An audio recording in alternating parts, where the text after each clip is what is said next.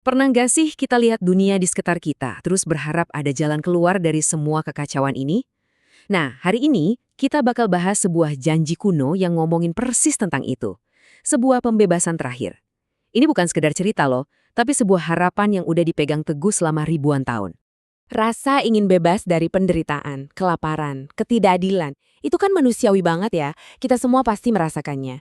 Sumber yang kita kupas hari ini menawarkan sebuah jawaban yang ada di dalam Alkitab.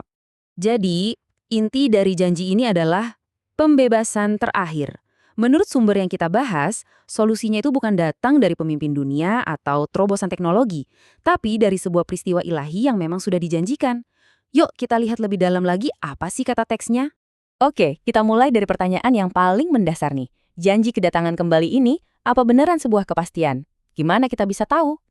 Coba diperhatikan, betapa personalnya janji ini.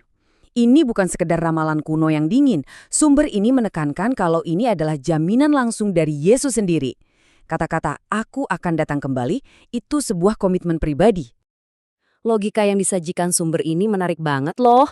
Argumennya begini, kalau nubuatan tentang kedatangannya yang pertama terbukti 100% akurat, sampai ke detail-detailnya, berarti kita punya dasar yang sangat kuat untuk percaya kalau janji kedatangannya yang kedua juga pasti akan digenapi. Selanjutnya, gimana sih kejadiannya nanti? Wah, kan banyak banget ya teori yang beredar. Jadi, seperti apa sebenarnya peristiwa ini kalau menurut teks sumbernya? Nah, slide ini dengan jelas banget menunjukkan perbedaannya. Banyak orang mungkin ngebayangin pengangkatan rahasia yang senyap gitu aja.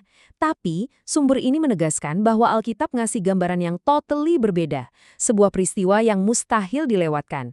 Bahkan dikatakan, ayat yang sering dipakai buat mendukung pengangkatan rahasia itu, 1 Tesalonika 4, justru sebenarnya salah satu ayat paling berisik di Alkitab. Ada teriakan, sangkakala, dan orang mati bangkit. Jadi kalau kita rangkum, sumber ini melukiskan sebuah peristiwa yang wah total banget. Bisa dilihat secara global oleh semua orang. Terdengar sampai gemuruh dengan suara sangkakala, cahayanya terang benderang, kayak kilat. Dan yang paling penting, ini bukan kembalinya sesosok roh, tapi Yesus yang sama secara pribadi dan fisik. Pertanyaan selanjutnya yang pasti muncul, seberapa dekat sih kita dengan peristiwa ini? Menurut sumber yang kita bahas, Alkitab itu ngasih serangkaian tanda, semacam hitungan mundur yang bisa kita amati. Sumber ini menunjuk pada 3 peristiwa sejarah yang sangat spesifik yang dianggap sebagai pengenapan nubuatan tentang tanda-tanda di langit. Kita punya hari kegelapan yang misterius di tahun 1780 di Amerika, diikuti oleh bulan yang kelihatan merah kayak darah. Terus, 53 tahun kemudian, ada hujan meteor Leonid yang saking spektakulernya sampai tercatat dalam sejarah. Menurut sumber ini semua bukan kebetulan, tapi penanda di garis waktu nubuatan. Dan ternyata nggak cuma peristiwa di langit loh. Sumber ini menyoroti sebuah pola kondisi global yang menandai akhir zaman. Coba lihat grafik ini. Dari kemerosotan moral sampai ledakan pengetahuan di era digital kita dan penyebaran pesan Injil ke seluruh penjuru dunia. Argumennya adalah bukan cuma satu tanda, tapi gabungan dari semua ini yang jadi penunjuk penting di zaman kita sekarang. Nah, setelah kita lihat tanda-tandanya, pertanyaan logis berikutnya adalah apa yang terjadi pas hari H? Menurut sumber ini, dampaknya bakal besar banget dan mengubah segalanya.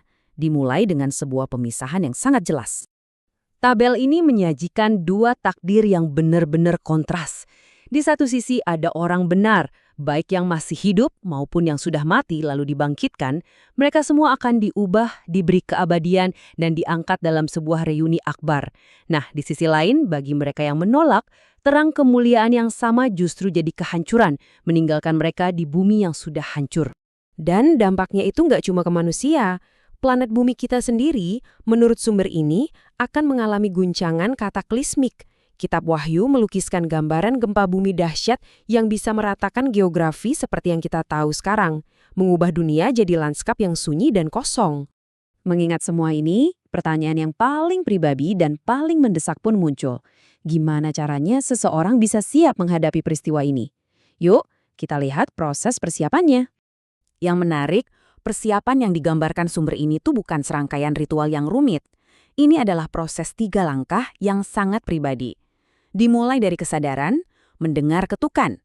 Dilanjutkan dengan sebuah keputusan, membuka pintu dan menyerahkan diri. Dan puncaknya adalah menerima sebuah karunia, pengampunan total, dan kekuatan untuk memulai hidup yang baru. Nah, inilah inti pesannya. Menurut sumber ini, kesiapan itu bukanlah hasil dari perjuangan kita sendiri. Ini adalah kemenangan yang diberikan sebagai hadiah cuma-cuma. Tugas kita bukanlah untuk meraihnya, tapi hanya untuk menerimanya. Tapi, sumber ini juga ngasih peringatan yang sangat serius. Bahaya terbesarnya itu ternyata bukan penganiayaan, melainkan distraksi. Terjebak dalam rutinitas sehari-hari, sama persis kayak orang-orang di zaman Nuh yang sibuk makan, minum, dan menikah, sampai tiba-tiba air bah datang menyapu mereka semua. Peringatannya jelas, jangan sampai hari itu datang sebagai kejutan. Pada akhirnya, setelah kita bedah janjinya, tanda-tandanya, dan jalan persiapannya, sumber ini meninggalkan kita dengan satu pertanyaan yang sangat pribadi. Pertanyaan ini bukan untuk orang lain, tapi untuk Anda dan saya. Apakah kita siap? Sebuah pertanyaan yang perlu kita renungkan baik-baik.